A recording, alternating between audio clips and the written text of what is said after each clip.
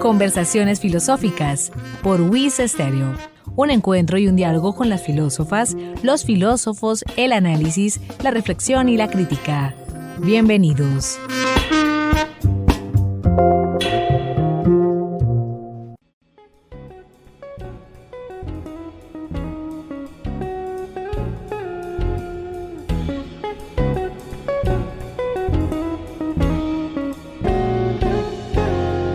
Amables oyentes, bienvenidos a Conversaciones Filosóficas desde la Escuela de Filosofía de la Universidad Industrial de Santander, un espacio de encuentro, de análisis y de diálogo con las filósofas, los filósofos, la reflexión y la crítica.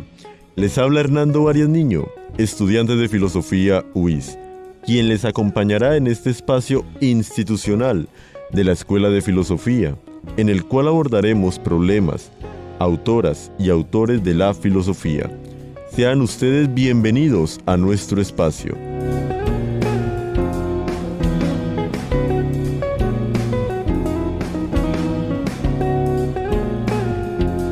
En el programa de hoy nos acompañará la profesora Edith Gamboa Saavedra, doctora en Filosofía, Universidad Industrial de Santander, en trámite de ceremonia de graduación, magíster y especialista en Derecho del Externado de Colombia, filósofa y abogada UIS, primera mujer graduada de la Escuela de Filosofía UIS, de la primera promoción, autora de ponencias en eventos académicos internacionales y autora de artículos en la revista Filosofía UIS, ganadora de la segunda versión del concurso Ensayo Corto 2023 de la Escuela de Filosofía UIS. Profesora Edith, bienvenida. Muchas gracias, estimado Hernando. Un cordial saludo a quienes nos escuchan. Muchas gracias, profe. Para abrir esta conversación se compartirá un fragmento. Debemos cambiar desde la filosofía el concepto de sujeto de derechos, porque no es únicamente el hombre. Luis Armando Tolosa Villabona, 2020. Estimada profesora, ¿qué quiere decirnos esta frase? Bueno, este es el pedido que se nos hace a la filosofía para que estudiemos ciertas categorías como la de sujeto de derechos, la de persona, que han devenido históricamente y que a partir de 2016 en Colombia se le atribuyó a los ecosistemas, como por ejemplo el ecosistema, la cuenca del río Atrato, ubicado en el Chocó biogeográfico colombiano, donde la Corte Constitucional en ese momento dice, bueno, vamos a declarar sujeto de derechos a esta entidad, buscando pues un mejoramiento, al decir de la Corte, para su protección ante la minería ilegal y los efectos derivados de la explotación del oro, del mercurio. Una realidad muy presente hoy en día en nuestro contexto colombiano, la explotación como al ecosistema, como su merced menciona, y pertinente incluso relacionarlo con la filosofía misma, dejando a un lado quizás lo teórico y académico y centrarnos propiamente en una problemática social y del ecosistema mismo.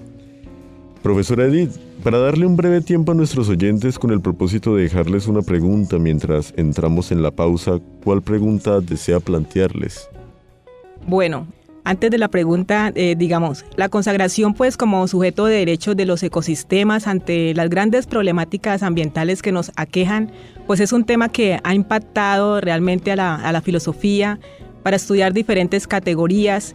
Y como ya les mencionaba, pues esta reflexión crítico-reflexiva también incluye a dos pronunciamientos muy importantes como el que les mencioné del río Atrato y también la sentencia de la Amazonía que fue realizada por la Corte Suprema de Justicia en Colombia, donde también se protege pues a este gran ecosistema amazónico.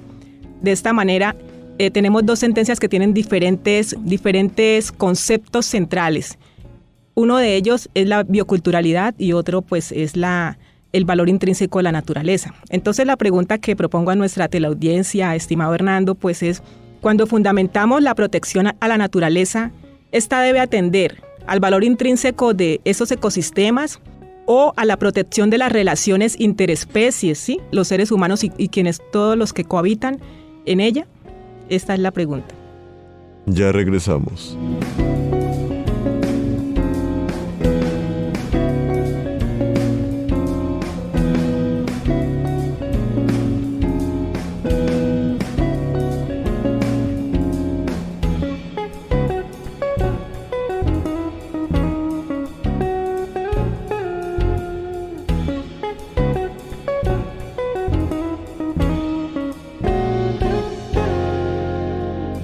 Amables oyentes, están en sintonía de los 96.9 MHz WIS Estéreo, la voz de la universidad.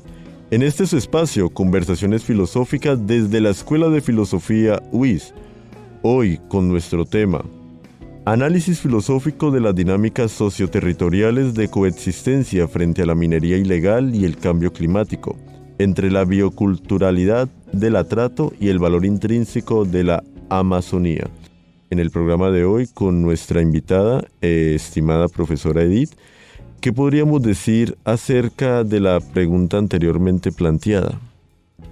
Bueno, no sé qué hayan respondido quienes nos escuchan, o si tienen otra pregunta, o de pronto dicen, no, la pregunta es por otro lado, pero digamos que hay dos formas como podemos fundamentar la protección a los ecosistemas. Una de ellas es por su valor intrínseco, como digo, y otra la bioculturalidad. Entonces, pues, Hernando, hablemos de primeramente la de valor intrínseco, que está centrada en la sentencia de la Amazonía colombiana, que fue proferida en 2018. Yo, digamos que diseñé un método filosófico para analizar las sentencias, ya que el clásico método jurídico pues no me servía para estos propósitos, y en ese método, digamos, establecemos el problema socionatural, es decir, como el problema que está allí en el sitio, en los territorios, con las personas, con las comunidades afectadas, con las contaminaciones, las deforestaciones, y por otra parte el problema filosófico. Entonces, atendiendo al problema filosófico, pues es el de la fundamentación, por su valor intrínseco, es decir, por la naturaleza en sí, independientemente o más allá de las personas que lo habitan, de las comunidades que lo habitan, de la ancestralidad que está allí, siendo perjudicada o siendo afectada por diferentes prácticas. En la sentencia de la Amazonía, por ejemplo, vemos cómo se va desde un concepto de deforestación hacia un concepto de cambio climático. Y la Corte va a aceptar la acción de tutela o la demanda que realizaron muchas personas jóvenes, niñas, personas de pequeñas edades, en nombre propio, ¿sí? Como una crítica también al adultocentrismo, que es muy tajante en la protección de los derechos, y va a decir, a raíz de la deforestación que se está dando en la Amazonía, pues especialmente la Amazonía colombiana, que vendría siendo pues la jurisdicción, se está dando un cambio climático que va mucho más allá, que tiene efectos ultraterritoriales y que tiene efectos más allá del tiempo y más allá del espacio. Entonces vamos a demostrar que esa deforestación causa cambio climático y causa un aumento, y con estudios científicos del IDEAM, otras instituciones, de un tanto por ciento en la temperatura. Y va a demostrar y va a tutelar a estas personas, a pesar de que esas personas no necesariamente todas viven en el Amazonas colombiano. Como digo, son personas de San Andrés y Providencia, La Guajira, el occidente del país, Santanderes y otros territorios, y se tutela en esta sentencia esa parte bajo un argumento, el que es por el valor intrínseco de la naturaleza y también para proteger en sí los ecosistemas y también a la protección de las personas que la habitarán en el futuro y no solamente en el presente.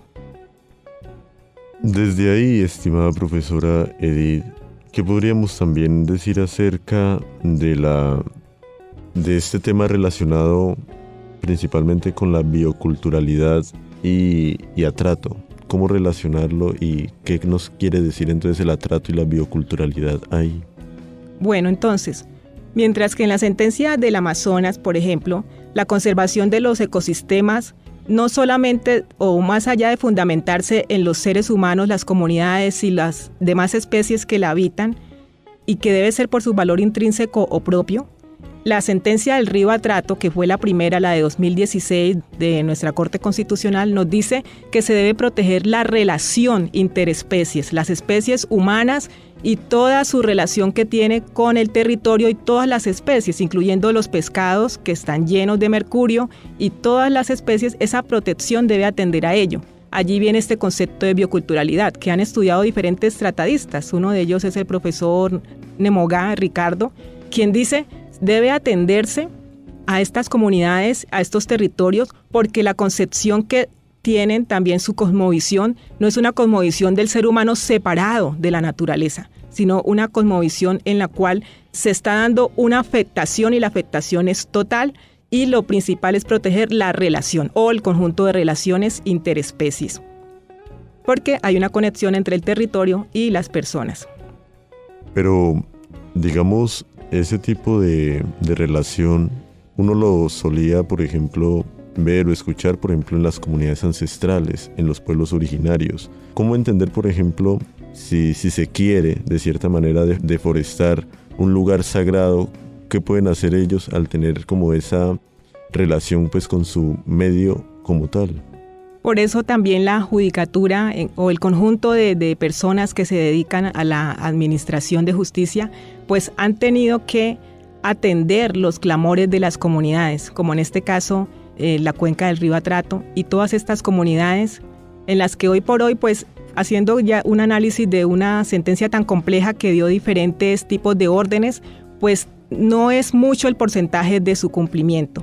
Sin embargo, de todas formas, el papel aquí de la justicia, entendida como administración de justicia, es escuchar ese protagonismo de las comunidades in situ y atender a estos factores y a este respeto en un Estado que es pluricultural, que en un Estado que quiere proteger las diferentes formas, los diferentes modos de vida buena o de vivir bien, que debemos atender a ellos. Y por otra parte, entonces está la sentencia de la Amazonía que dice, no, también es un problema global, no solamente es un problema territorial o local de las comunidades, sino también un problema global. Y por ejemplo, hay una cita de un autor, se llama Bula, que está en la revista Filosofía UIS, cito, el mundo se ha hecho tan compacto que las acciones locales pueden tener repercusiones globales. Hernando, ¿qué hay que tener en cuenta? No solo ser responsable de las consecuencias inmediatas de la acción, sino también de las consecuencias sistémicas, nos dice, por ejemplo, Bula. Y otra autora, Jacqueline de Sosgón, nos dice que el respeto a sí mismo, cito, el respeto a sí mismo implica de suyo el respeto a la parte de sí mismo que está compuesta por la naturaleza y de la que formarán parte a su vez las futuras generaciones, lo cual también se toca en la sentencia del Amazonas. Entonces allí ya la audiencia, Hernando, dirá, bueno, aquí hay estos dos, digamos, formas de fundamentación, además de que hay muchas otras, y poder decir, entonces, ¿a qué atiendo? Y si toca tener una escogencia, pues ¿yo qué voy a escoger? ¿Proteger la relación como tal o proteger también al ecosistema por su valor intrínseco como tal? Pero entonces ya vendría a ser una problemática la perduración de cierta forma del sistema para las futuras generaciones. Hay un principio que es de solidaridad que, por ejemplo, habla la sentencia de la Amazonía y dice, mínimamente las futuras generaciones deberían tener las condiciones que hoy tenemos aquí, en este momento actual. Mínimamente tener esas condiciones y no unas peores condiciones y asegurar la vida. Entonces, al tener estas dos formas de fundamentación, también lo que vemos es la idea que subyace, y ahí entra mucho el papel de la filosofía, las ideas subyacentes, para poder determinar el antropocentrismo, el biocentrismo, el ecocentrismo, como tres conceptos fundamentales que se vienen a tocar aquí en estas sentencias, por una parte, y por otra también la forma como podemos catalogar y a partir de ahí situarnos en un estudio, catalogar la era en la que nos encontramos. Si consideras que es una era antropocénica, una era capitalocénica u otras, como Dana Haraway dice, el chudluceno, el tecnoceno también tenemos, y allí viene a entremezclarse todo esto y poder estudiar los diferentes fundamentos filosóficos en juego. Esto es apasionante al mismo tiempo que desafiante porque hay un aporte que la filosofía da y un aporte también con todas las ciencias socionaturales y no solamente ciencias sociales, sino que mi propuesta es que sean ciencias socionaturales. Pero ¿de dónde nace en comienzo ese interés, por ejemplo, por tu lado o por tu parte de entender como esta problemática y esta realidad? Bueno, precisamente este fue un tema central en mi tesis doctoral, defendida el pasado agosto, donde poder estudiar, digamos, a partir de ese concepto de sujeto de derechos que fue el que se determinó en ambas sentencias, porque ambas tienen puntos, digamos, en una contrastación, pues ambas tienen cosas en las que se parecen y cosas en las que se diferencian profundamente, entre muchas otras, porque hay ya una lista de 2 decenas de sentencias. ese concepto de sujeto de derechos para decir que esa consagración no es suficiente como sujeto de derechos, tiene que haber algo mucho más. Y para hacer todo este estudio y este recorrido, entonces se atienden a fundamentos filosóficos distintos, porque si hay un problema en el cual debemos atender a diferentes formas de pensamiento y de diferentes latitudes, de diferentes situados filosóficos, pues es el tema de la naturaleza. Este tema de la naturaleza. Entonces allí vienen 10 fundamentos que aporté en mi tesis doctoral, que en otra ocasión podemos compartirla con nuestra audiencia, Hernando. De hecho, hasta hace poco, como su merced menciona, se entendió que también la naturaleza y el ecosistema es sujeto de derechos. Cree a veces, no sé, el mismo sistema de cierta forma nos ha hecho creer que es algo ajeno, que es algo que podemos consumir y desperdiciar y maltratar, etc. Pero es muy relevante, se podría decir, como ese pensamiento que el ecocentrismo que su merced menciona, además de los otros dos conceptos, como que le dan su lugar al mismo ecosistema y a la misma naturaleza. Bueno, allí pues, ahondando algo en el ecocentrismo, pues es como el que la sentencia del Amazonas toma, donde ya el fundamento no sea ni solamente el ser humano, ni solamente, digamos, la vida en sí, sino toda esta parte ecológica que es un todo. En el biocentrismo, pues también atiende mucho a la bioculturalidad y atiende mucho a la protección, pues son dos conceptos muy parecidos, a veces indistintamente los usan, por ejemplo, en la sentencia del Río Atrato, a pesar de que después va a decir que también es el ecocentrismo, entonces es el tema de la vida. Sin embargo, sabemos que los ecosistemas tienen diferentes aspectos inertes, podemos decirlo así, aspectos vitales, entre otros, y las relaciones. Y el antropocentrismo, que ha sido pues el paradigma dominante, es un paradigma donde dice que el centro, dice la Real Academia de la Lengua, el centro del universo pues es el ser humano. Y a partir de ello, todas las cosas, las políticas públicas, el pensamiento, todo debe favorecer es a atender hacia el bienestar del ser humano. El asunto es cuando ese bienestar ya se extralimita, ya se toma a la naturaleza como una fuente inagotable de recursos que debe explotarse hasta la última gota o hasta el último oro, para no mencionar otros problemas, porque aquí estamos mencionando solo 2 problemas de la mucha problemática ambiental existente. Y podemos entonces ver que ese antropocentrismo ha sido una idea subyacente que ha regido en muchos aspectos y también ha regido las regulaciones al respecto. Entonces, pues se requiere una transformación en el pensamiento, en la idea, que es lo que está detrás de las formas de actuar, en las prácticas para comprender que en las relaciones en la naturaleza estamos como parte de ella y lo que le pasa a ella nos puede pasar a nosotros. Bula dice, el que te mencionaba, Hernando, en la revista Filosofía WIS, Bula dice que esa suciedad que yo tiro en un mundo como este me va a regresar a mí, me va a retornar a mí. Pero a veces pensamos que los efectos de lo que yo haga no me van a ni siquiera perjudicar a mí, sino a otros y no me importan. Y resulta que somos parte de esa naturaleza, de un ecosistema mayor, más grande, porque los ecosistemas finalmente no tienen fronteras.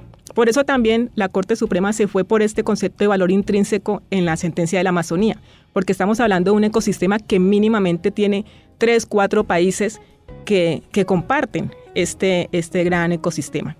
Entonces se necesita atender a criterios comunitarios, estatales, pero no como si no los fuera a afectar o a influenciar a las otredades, ya sean personas, animales, otras especies, en fin, sino teniendo en cuenta también a todas estas especies, a todos estos sujetos. De esta manera, pues, el planteamiento, cuando ordena la protección, por ejemplo, a los no nacidos, que a las futuras generaciones también está pensando en esos efectos de tener una ética que no sea una ética momentánea, sino una ética que está pensando también en un porvenir. De esta manera, por ejemplo, algo muy valioso de la sentencia del Amazonas, para irnos en esta, es que une lo rural con lo urbano, no estableciendo una diferencia tan tajante entre lo rural y lo urbano, la cual tenemos mucho en nuestra forma de pensar, esa diferenciación.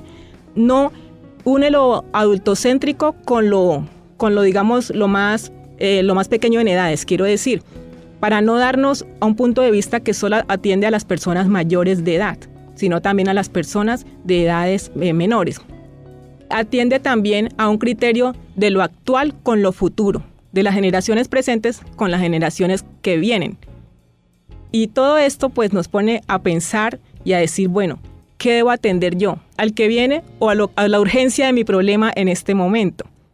Y nos pone a pensar de muchas maneras, y por eso digo que es una discusión apasionante y que necesita muchos fundamentos filosóficos, y no solo uno o dos, sino muchos fundamentos que puedan atenderse como en un diálogo de saberes, como en un diálogo de ideas, para tomar pues lo que sea más conveniente de cada uno. Y es que es una realidad, como su merced menciona, estimada profesora Edith, que deberíamos poder profundizar más, y creo que tus aportes dan como ese paso, y un enorme y gran paso para poder entender esa problemática que nos aqueja hoy en día, más que todo con el tema de la Amazonía, el tema la repercusión que puede llevarse a cabo con la deforestación, con la minería ilegal, con la tala indiscriminada, con los contaminantes de las grandes industrias. Pero desde aquí, ¿cuál sería como ese mensaje que también quisieras dejarle a nuestros oyentes respecto a la problemática que su merced trabaja? Bueno, también pensar en las decisiones que se toman, pero estar muy sabidos que esas decisiones obedecen al pensamiento y a la idea subyacente, y allí el papel de la filosofía es crucial para poderlas determinar, analizar de manera crítico-reflexiva, ¿por qué no desenmascarar? Entonces poder analizar estas diferentes formas de pensamiento, considerando que un síntoma obedece a una causa y no al síntoma mismo. Y esa transformación en el pensamiento pues es una transformación que nos lleva también al tema de la educación ambiental, con autores como Sinche y otros que trabajan esa educación ambiental, que aunque es un lugar común decir siempre la educación, pero es fundamental para la protección a la naturaleza, ¿sí? Y esa conciencia, esa ética, ese respeto hacia todas las especies y hacia mí mismo, como citaba anteriormente, porque es la parte de la naturaleza que es parte de mí misma. Luego, no es algo separado o externo. Y allí nos van a ayudar diferentes planteamientos de las culturas ancestrales, aún de la modernidad, algunos de ellos, y otros planteamientos de otras latitudes y escuelas de pensamiento que también deben ser atendidos, analizados y estudiados, como te decía, en un diálogo de saberes, en un pluralismo. Amables oyentes, llegamos al final de esta edición de Conversaciones Filosóficas desde la Escuela de Filosofía UIS. Del mismo modo a nuestra invitada, profesora Edith Gamboa Saavedra, por su participación y valiosos aportes. Esperamos contar nuevamente con tu participación en nuestro espacio de la reflexión y la crítica. Muchas gracias, Hernando. Espero venir nuevamente. Y nosotros de recibirla, estimada profesora. Vamos a culminar con la siguiente frase. Desde la perspectiva antropocéntrica, el hombre se ha considerado el centro de la naturaleza, amo y señor de lo existente. Puede disponer del destino de la naturaleza y someterla con el único propósito de satisfacer sus necesidades. Esta orientación justifica la actitud depredadora que se ejerce sobre el ambiente. Se concibe a sí mismo el ser humano como el portador de una racionalidad que le permite colonizar, dominar y explotar los bienes naturales, sin otro motivo que el de satisfacer sus necesidades y aspiraciones. Cuando la biodiversidad se reduce, se agotan las tierras cultivables, se acaba el agua potable, por la presión que sobre ellos ha desarrollado el hombre. Se evidencia una conducta inmoral dado que la vida misma se ha puesto en riesgo extremo. El antropocentrismo en sí otorga a los intereses humanos prevalencia por encima de cualquier otro ser vivo. En su perspectiva ética no contempla el deber ser, lo que manifiesta en la ausencia del límite alguno de la acción humana sobre la naturaleza. Esto además por la ausencia de responsabilidad y solidaridad con el resto de la biodiversidad. Pudiera afirmarse que el antropocentrismo es la expresión del reduccionismo epistemológico surgido y característico de la modernidad, según el cual la ciencia faculta al hombre a ejercer dominio sobre la naturaleza a fin de que éste alcance bienestar. La anterior frase sale de Sinch Crispin, Mariño Arroyo, González Sáenz, Fundamentos Éticos de la Educación Ambiental, bajo la perspectiva globalizada de la era del conocimiento, revista de filosofía. Gracias por su sintonía. Los invitamos a una nueva edición del programa institucional de la Escuela de Filosofía UIS. Con ustedes hasta este momento les acompañó Hernando Arias Niño.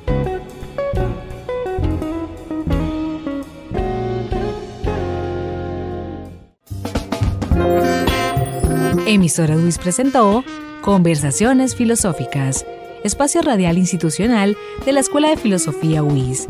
Sintonícenos todos los lunes a las 11:30 am en los 96.9 MHz, UIS Estéreo, la voz de la universidad.